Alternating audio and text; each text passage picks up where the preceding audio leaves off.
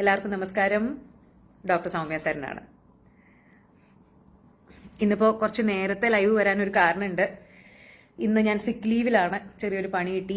നമ്മൾ കുറുന്തോട്ടിക്ക് വാദം എന്നൊക്കെ പറഞ്ഞ പോലെ നല്ല പനിയായിരുന്നു ഇന്നലെ വൈകിട്ട് മുതൽ. ഇപ്പോൾ UAE ഒരു ഫ്ലൂ സീസൺ ആണ്. കാര്യം സമ്മർ മാറി വിന്ററിലേക്ക് പോവുകയാണല്ലോ. അപ്പോൾ അതുകൊണ്ട് കുട്ടികളെല്ലാവരും ഇൻഫ്ലുവൻസയും അതും ഇതൊക്കെ ആയിട്ട് പല ഇൻഫെക്ഷൻസ് ആയിട്ടാണ് വരുന്നത്. അതുകൊണ്ടായിരിക്കാം എനിക്കും കിട്ടി പണി. അപ്പോൾ ഇന്നലെ ഒട്ടും വയ്യായിരുന്നു. ഇന്നിപ്പോൾ കുറച്ചൊരു സമാധാനമുണ്ട്. പക്ഷെ എന്നാലും ലീവ് എടുത്തു.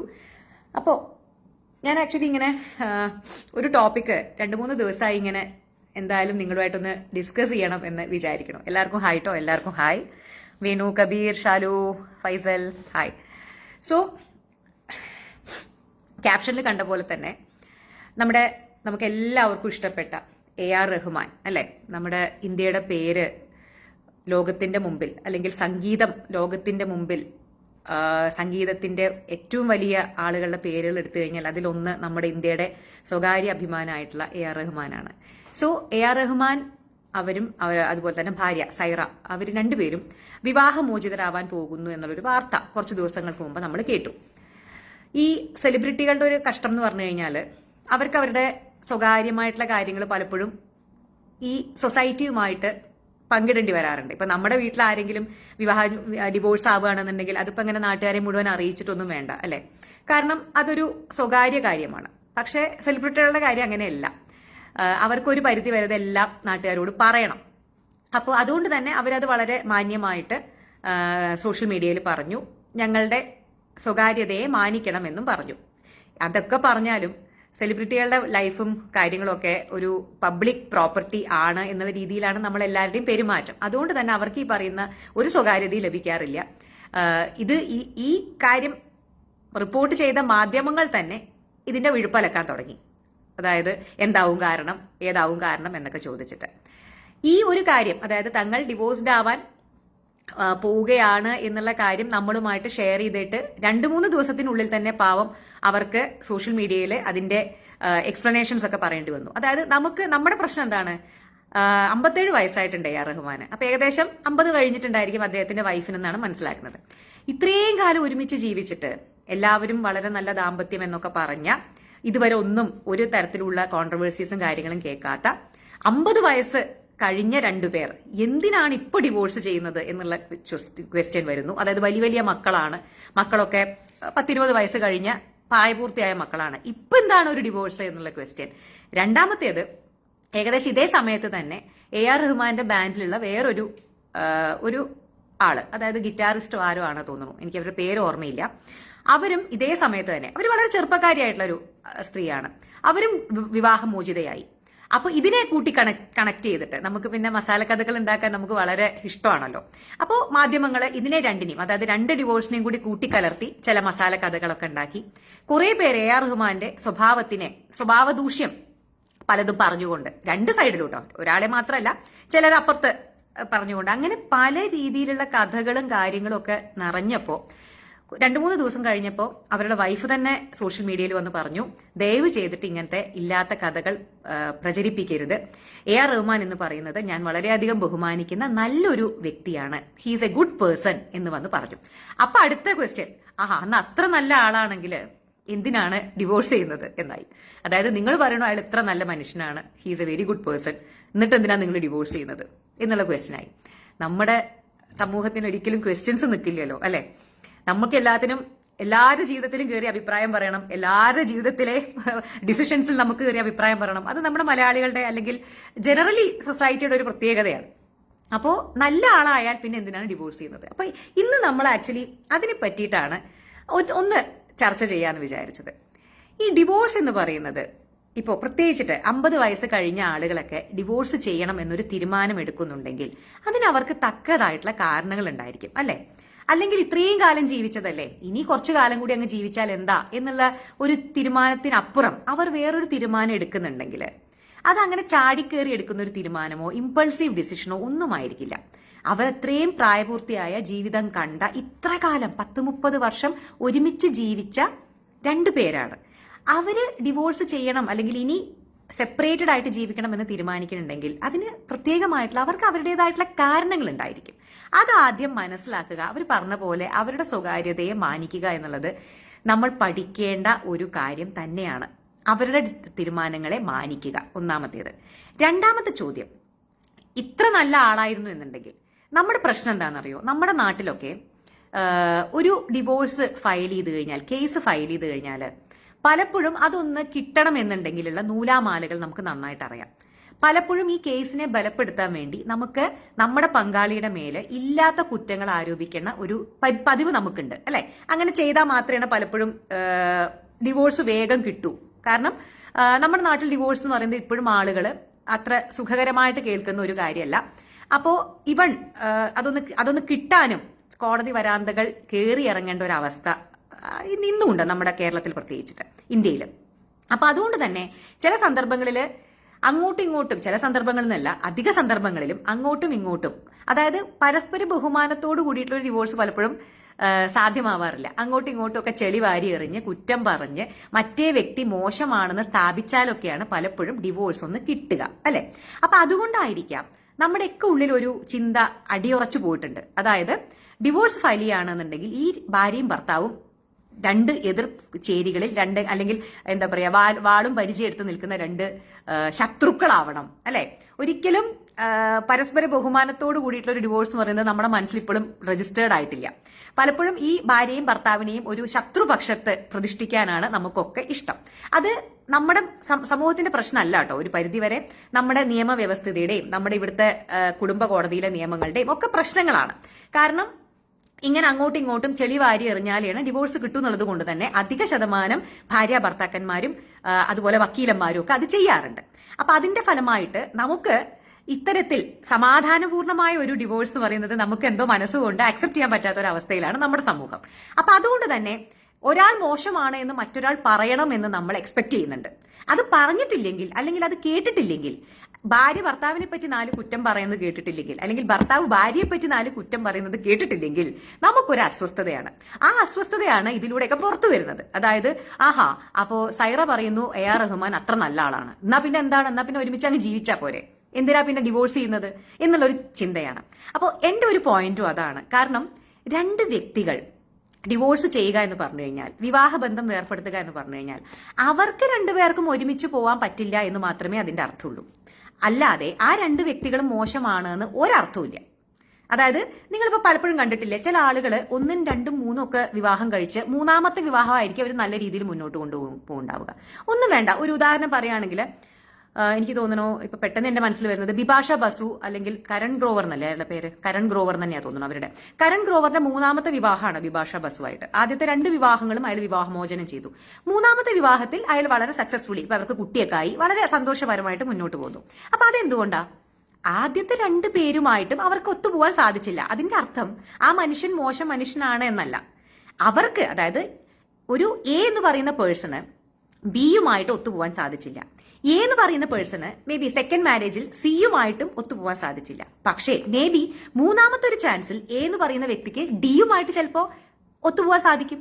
So it is all about compatibility. അതായത് ഒത്തുപോവുക. നമ്മൾ ഈ പസില് ചെയ്തു വെക്കില്ലേ, പസിലുകൾ ഉണ്ടാവില്ലേ, നമ്മൾ ഇങ്ങനെ പല പല പല തുണ്ടായിട്ട് നമ്മൾ ചേർത്ത് ഒരു ചിത്രം ഉണ്ടാക്കുന്നത്, അതുപോലെയാണ് ആക്ച്വലി ഇത്. കോമ്പാറ്റബിലിറ്റി എന്ന് പറഞ്ഞു കഴിഞ്ഞാൽ ഒന്നൊന്നിലേക്ക് കയറി നിൽക്കുന്ന പോലെ, അത് രണ്ടും ചേർന്ന് കഴിഞ്ഞാൽ ഭംഗിയാവുന്നതാണ് കോമ്പാറ്റബിലിറ്റി. അപ്പോൾ എല്ലാവരും തമ്മിൽ, എല്ലാ ഭാര്യ ഭർത്താക്കന്മാരും തമ്മിൽ ആ കോമ്പാറ്റബിലിറ്റി ഉണ്ടാവില്ല. അപ്പോൾ നമ്മൾ അതിന് ഒരാൾ മോശം എന്ന് പറയേണ്ട ആവശ്യമില്ല. അവർ ബേസിക്കലി നല്ല വ്യക്തികളായിരിക്കും. പക്ഷെ അവർക്ക് രണ്ടുപേർക്കും തമ്മിൽ ഒരുമിച്ച് പോകാൻ സാധിക്കുന്നുണ്ടാവില്ല.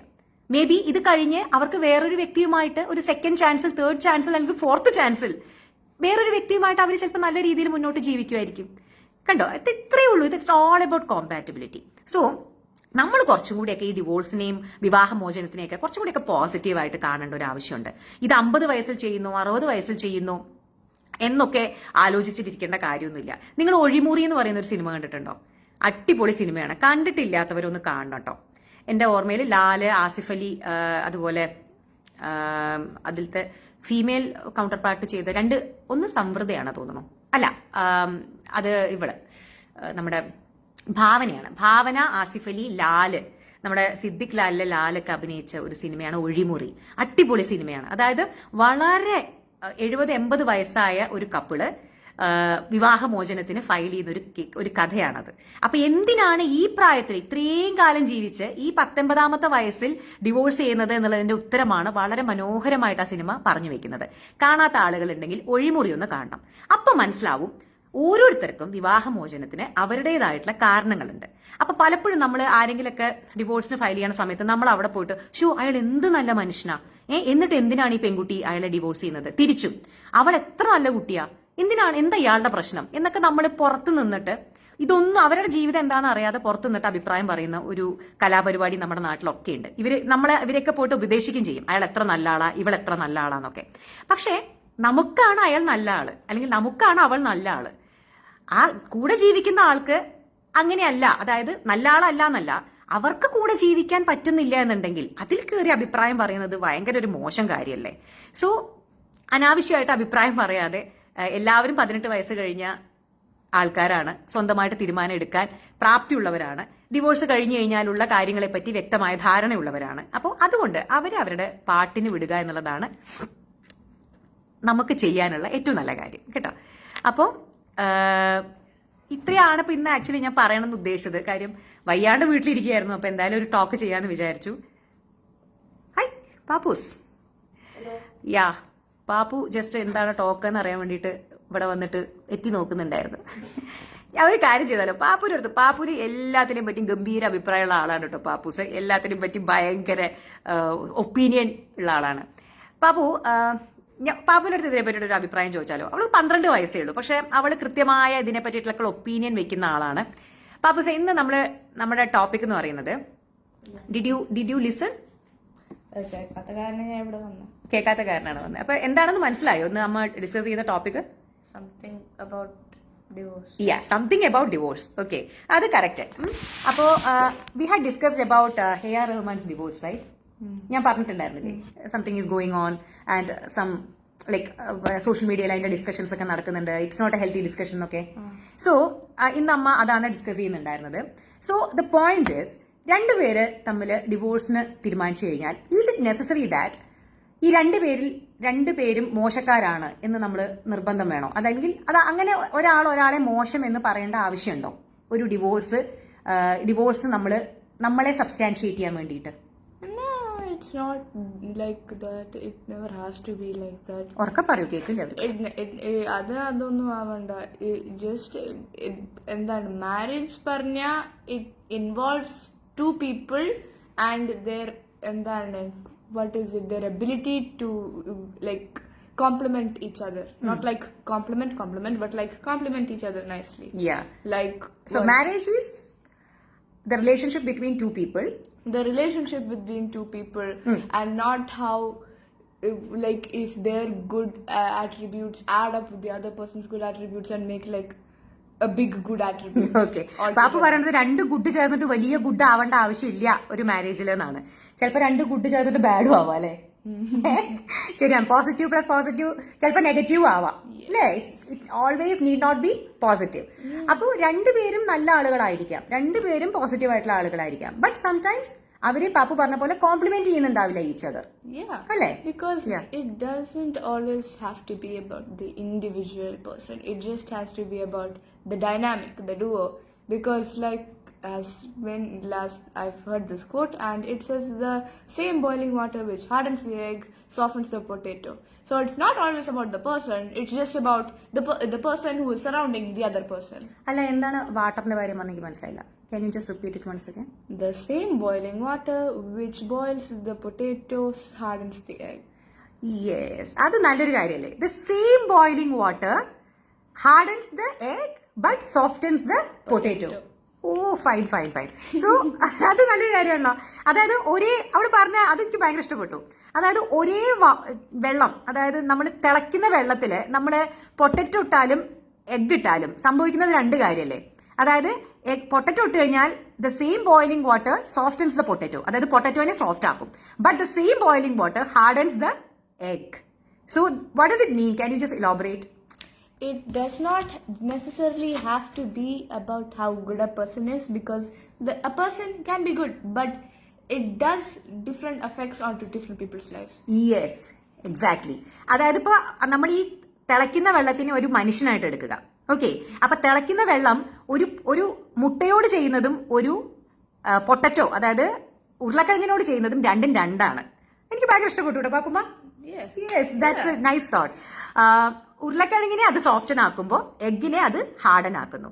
അത് പറഞ്ഞ പോലെ ഒരേ മനുഷ്യൻ, നല്ലൊരു മനുഷ്യൻ ചിലപ്പോൾ ഒരു വ്യക്തിയുടെ ജീവിതത്തിൽ ചിലപ്പോൾ നെഗറ്റീവ് ഉണ്ടാക്കി കഴിഞ്ഞാൽ മറ്റേ വ്യക്തിയുടെ ജീവിതത്തിൽ ചിലപ്പോൾ അത് പോസിറ്റീവ് ആയിരിക്കും, അല്ലെ? സോ അത്രേ ഉള്ളൂ. കാരണം അതിന്റെ അർത്ഥം ഈ ബോയിലിംഗ് വാട്ടർ അഥവാ ആ പേഴ്സണാലിറ്റി മോശമാണ് എന്നുള്ളതല്ല. It will give different effect on different peoples lifes, അല്ലെ? ചിലപ്പോൾ അത് നെഗറ്റീവ് ആവും, ആ സമയത്ത് maybe they will go for a divorce. ചിലപ്പോൾ അത് പോസിറ്റീവ് ആവും, then they will live happily, അല്ലെ? And it does not matter to age, because there are many different factors to if you want to keep a marriage or not. And time can unravel many mysteries. So it does not really matter about age. It just matters like if they're happier without each other, or, and they don't even need to be immediately happier after their divorce, because grief comes in many forms. Pappu പറഞ്ഞത് എന്താന്ന് വെച്ച് കഴിഞ്ഞാൽ സമയം, അതായത് എപ്പോഴാണോ നമ്മളിങ്ങനെ decision എടുക്കുന്നത് ആ ഏജും ഇറ്റ് ഡസന്റ് മാറ്റർ. കാര്യം നമ്മൾ ആ ഒരു ഡിസിഷൻ എടുക്കുന്നത് പലപ്പോഴും യങ് ഏജിൽ തന്നെ ആവണമെന്നൊന്നുമില്ല. ഇപ്പോ AR റഹ്മാന്റെ ഇതിൽ വന്നത് അവർ ഇത്രയും 50 വയസ്സ് കഴിഞ്ഞവർ എന്തിനാണ് ഡിവോഴ്സ് ചെയ്യുന്നത് എന്നുള്ളതാണ്. പക്ഷെ ആ ഒരു ഡിസിഷൻ എടുക്കാൻ എല്ലാവർക്കും അവരുടേതായിട്ടുള്ള റൈറ്റ് ഉണ്ട്. അത് ഏത് പ്രായത്തിൽ ഒരു മനുഷ്യൻ എങ്ങനെ ജീവിക്കണം എന്ന് തീരുമാനിക്കുന്നത് കഴിക്കില്ല. ഒരു മനുഷ്യൻ എങ്ങനെ ജീവിക്കണം, അത് വിവാഹ ജീവിതത്തിൽ ജീവിക്കണോ അതോ സെപ്പറേറ്റ് ആയിട്ട് ജീവിക്കണോ എന്നൊക്കെ അവരുടെ ഇൻഡിവിജ്വൽ ഡിസിഷൻസ് ആണ്. അതിനെ മാനിക്കുക. ഓക്കെ, മനുഷ്യന്മാരുടെ തീരുമാനങ്ങളെ മാനിക്കാൻ പഠിക്കുക എന്നുള്ളതാണ് നമ്മൾക്ക് ഒരു സമൂഹം എന്നുള്ള രീതിയിൽ അല്ലെങ്കിൽ സമൂഹ ജീവി എന്നുള്ള രീതിയിൽ നമുക്ക് ചെയ്യാനുള്ളത്. ആക്ച്വലി എനിക്കുണ്ടല്ലോ, എനിക്ക് ഇപ്പോഴത്തെ തലമുറയെ പറ്റിയിട്ട് ഐ എം ജസ്റ്റ് ഓക്കെ, അതായത് എൻ്റെ ഒരു തലമുറ പോട്ടെ, പക്ഷെ എനിക്ക് ഇവരുടെ തലമുറയിൽ ഭയങ്കര കോൺഫിഡൻസ് ഉണ്ട്. കാര്യം ഇപ്പൊ പാപ്പു ഒക്കെ ചിന്തിക്കുന്ന ഒരു രീതി ഉണ്ടല്ലേ, ഇതിപ്പോ ഞാൻ പറഞ്ഞു പഠിപ്പിക്കുന്നത് ഒന്നുമല്ല. They have their own opinions and which is really good. നമ്മളെ പോലെ ഒന്നും അല്ല അവർ. They are just chill, they are just cool. അപ്പൊ അവർക്ക് അറിയാം ഇൻഡിവിജ്വൽ റൈറ്റ്സ് എങ്ങനെയാണ്. ഇപ്പോ ഡിവോഴ്സ് എന്ന് പറയുന്നത് അല്ലെങ്കിൽ ബ്രേക്കപ്പ് എന്ന് പറയുന്നത് it's not a big deal എന്നുള്ളൊരു കാര്യം അവർക്ക് അറിയാം. So I am just happy about them. Like എനിക്ക് actually I have a lot of hope in this generation. നമ്മൾ അവരെ പറ്റി എത്ര മോശം പറഞ്ഞാലും എത്ര സ്പോയിൽഡ് ആണ് എന്ന് പറഞ്ഞാലും നമ്മളെക്കാട്ടൊക്കെ പല കാര്യങ്ങളിലും അവർ വളരെ മുൻപന്തിയിലാണ് അവരുടെ തോട്ട്സ്. പക്ഷെ നമ്മൾ അവരെ അങ്ങനെ ആവാൻ ലെറ്റ് ദം ബി, അവരെ ഒന്ന് സമ്മതിക്കുക, അത്ര മാത്രമേ നമുക്ക് ചെയ്യാനുള്ളൂ, അല്ലേ Pappu? Anything else to tell? It's just that like just don't stick your nose up in other people's businesses if you don't have any connection with their lives. ചുരുക്കി പറഞ്ഞു കഴിഞ്ഞാൽ ബാക്കിയുള്ളവരുടെ കാര്യത്തിൽ പോയി തലടണ്ട, അവനവന്റെ കാര്യം നോക്കി ജീവിക്കുക എന്നാണ് പാപ്പു കുട്ടി പറഞ്ഞത്, അല്ലേ പാപ്പു? ബാക്കിയുള്ളവരുടെ ജീവിതത്തിനെ പറ്റി നമുക്ക് അറിയില്ല. സോ അനാവശ്യമായി പോയി അഭിപ്രായം പറയുക അല്ലെങ്കിൽ അവരുടെ ജീവിതത്തിൽ പോയി തലയിടാതിരിക്കുക, സ്വന്തം കാര്യം നോക്കുക, സ്വന്തം പണി ചെയ്യുക, സ്വന്തം ജീവിതവുമായി മുന്നോട്ട് പോകുക. At the end of the day, your entire life will be filled with other people's drama and not what's going on in your life. So it will just become shallow. Okay, yeah. അത് പൊളിച്ചു Pappu, fine. Thank you. Pappu പൊളിച്ചു എന്നൊക്കെ എഴുതിയിട്ടുണ്ട് കേട്ടോ ഇവിടെ. So many people. Jayashree aunty പറഞ്ഞിട്ടുണ്ട് പാപ്പു മോൾ super ആണ് എന്നുള്ളത്. അമ്മയേക്കാൾ മിടിക്കാണ് മോൾന്ന്. സതീശനങ്ങൾ പറഞ്ഞിട്ടുണ്ട്. യെസ്, പിന്നെന്താണ്, അത് കൊള്ളാലോ. ഞാൻ പറഞ്ഞില്ല ഇപ്പത്തെ പാപ്പു മാത്രല്ലാന്നേ, ഇപ്പത്തെ എല്ലാവരും നല്ല അടിപൊളി കുട്ടികളാണ്. ഓ പിന്നെ എന്തോട് ജനറേഷൻ. പാപ്പു അമ്മടുത്ത് പറയുന്ന കേട്ടോ, എനിക്ക് ഇവിടെ പറയണ പല കാര്യങ്ങളൊന്നും മനസ്സിലാവാറില്ല, ചില വാക്കുകളൊന്നും. അപ്പൊ ജെൻസി ആണ് അത്ര. ജെൻസിയോ ജെനാൽഫയോ? ജെനാൽഫ. അമ്മ this is just gen alpha things. You don't understand. I was, what is it, like 2 months before like the end of Gen Alpha. It's like Sunil uncle Pappu എന്ന് പറയുന്നുണ്ട്. It was June something, June 2012. പാപ്പുവിന് Malayalam അറിയില്ലേ? പാപ്പുവിന് മലയാളം കഴിക്കില്ലടോ. എനിക്ക് മലയാളം അറിയാം. I am എന്താണ് more comfortable with English. പാപ്പുന് മലയാളമൊക്കെ അറിയാട്ടോ, Pappu മലയാളമൊക്കെ സംസാരിക്കും. പക്ഷെ കുട്ടികൾ ഏത് ഭാഷ സംസാരിച്ചാൽ എന്താണ്, ദേ ഷുഡ് ബി കംഫർട്ടബിൾ, അല്ലെ? അത്രേ ഉള്ളൂ. പിന്നെന്താണ്? എന്റെ അപ്പോളജീസ്. ഇവിടെ ആർക്കെങ്കിലും എന്നെ മനസ്സിലാക്കാൻ പറ്റില്ല എന്ന്. അങ്ങനെയൊന്നുമില്ല. ദേ അണ്ടർസ്റ്റാൻഡ് യു. അമ്മയാണ് എന്റെ ട്രാൻസ്ലേറ്റർ. പാപ്പു നല്ല അടിപൊളി അടിപൊളി നന്നായി മലയാളം പറയും. അവൾക്ക് എന്താ അറിയോ, പക്ഷെ നിങ്ങളുടെ അടുത്ത് ഇപ്പൊ ഇങ്ങനെ ലൈവിലൊക്കെ വന്ന് സംസാരിക്കുമ്പോഴേ അവള് മലയാളം പറയുമ്പോ എന്തെങ്കിലും തെറ്റിപ്പോകുന്നുള്ള പേടി കാരണമാണ് അവള് അല്ല കളിയാക്കുന്നുള്ള പേടിയോണ്ടാണ് പാവം മലയാളം പറയാത്തത്. അതൊന്നും കുഴപ്പമില്ല, നമുക്ക് എന്തും പറയാലോ. നമ്മുടെ ഓൺ ചാനൽ അല്ലേ, നമ്മുടെ ഓൺ പീപ്പിൾ അല്ലേ, ദേ ആർ ജസ്റ്റ് ഫാമിലി. എങ്കിൽ പാപ്പു മലയാളത്തിൽ സംസാരിക്കട്ടെ എന്ന് പറയുന്നുണ്ട്. പാപ്പു 4 മലയാളത്തിൽ സംസാരിച്ചു നോക്കൂ. തിരുവല്ലാമല. അതാണോ മലയാളം? 8 വയസ്സ് വരെ തിരുവാമലയല്ലേ പറഞ്ഞേ? തിരുവാമല, തിരുവല്ലാമല. ഇപ്പൊ പാപ്പു നന്നായിട്ട് കറക്റ്റ് ആയിട്ട് പ്രൊനൗൺസ് ചെയ്യുന്നുണ്ട്. അവള് നന്നായി മലയാളം പറയും. കുഴപ്പം എന്താണെന്ന് പറഞ്ഞാൽ ഞാൻ KVക്ക് പോയി, ഞാൻ സ്കൂളിന്റെ പേര് പറഞ്ഞില്ല, പക്ഷെ ഞാൻ സ്കൂളിലേക്ക് പോയപ്പോ ഞാൻ അവിടെ അവര് മലയാളം പഠിപ്പിച്ചില്ല. അപ്പൊ അതിന്റെ പ്രശ്നമായിരുന്നു. അത് കഴിഞ്ഞിട്ട് അവര് ഹിന്ദിയാണ് പഠിച്ചത്. ഹിന്ദി മീഡിയം സ്കൂളായിരുന്നു തോന്നുന്നു. അപ്പൊ എനിക്ക് ഹിന്ദിയും ഇഷ്ടപ്പെട്ടില്ല, മലയാളം അണ്ടർസ്റ്റാൻഡ് ചെയ്തുമില്ല. അപ്പൊ അതങ്ങനെ ആയിപ്പോയി. I am now studying. Pappu പാട്ട് പാടാനൊക്കെ കുറച്ച് കഷ്ടാണ്. പാപ്പുന് പാപ്പുന് പാട്ടും ഡാൻസും ഒന്നുമല്ല. പാപ്പു ബാഡ്മിന്റൺ പ്ലെയർ ആണ് അല്ലേ പാപ്പു? അവള് നന്നായി വരയ്ക്കും കേട്ടോ. അമ്മ നല്ലോണം പാടും, ഡാൻസ് ഒക്കെ കളിക്കും. അമ്മ ഇസ് വെരി ക്ലാസിക്കൽ. അവള് നന്നായി വരയ്ക്കും. അവളുണ്ടല്ലോ നമ്മളെയൊക്കെ ഇങ്ങനെ നോക്കി വരയ്ക്കും. ഭയങ്കര അടിപൊളി. പക്ഷെ പഠിക്കാൻ പറഞ്ഞ അവള് പഠിക്കുന്നില്ല. ഞാൻ പഠിക്കുമല്ലോ. പിന്നെന്താണ്?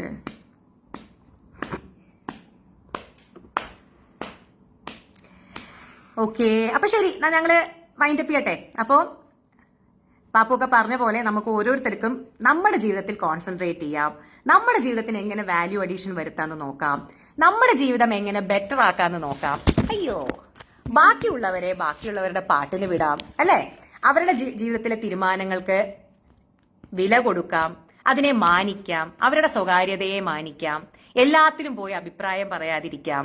അതുപോലെ തന്നെ സോഷ്യൽ മീഡിയയിൽ കുറച്ചുകൂടി റെസ്പോൺസിബിൾ ആയിട്ട് ബിഹേവ് ചെയ്യാം, മാന്യമായി എഴുതാം, മാന്യമായി കമന്റ് ചെയ്യാം. അപ്പൊ ഇതൊക്കെയാണ് അല്ലെ നമുക്ക് കുറച്ചും കൂടി നമ്മളെ തന്നെ ബെറ്റർ ആക്കാനുള്ള ചില കാര്യങ്ങൾ അല്ലെ പാപ്പു? ഇനി എന്തെങ്കിലും ആഡ് ചെയ്യാനുണ്ടോ? Mind your own business and you will be happy. Mind your own business and you will be happy. Yes, mind your own business and you will be happy. പാപ്പുവിന്റെ എന്താ പറയാ മൊഴിമുത്തുകളാണ് അല്ലെ Pappu? Yes, love to Pappu എന്ന് പറഞ്ഞിട്ടുണ്ട് കേട്ടോ Manoj uncle. Thank you. Yes, okay അപ്പൊ bye. Love you all.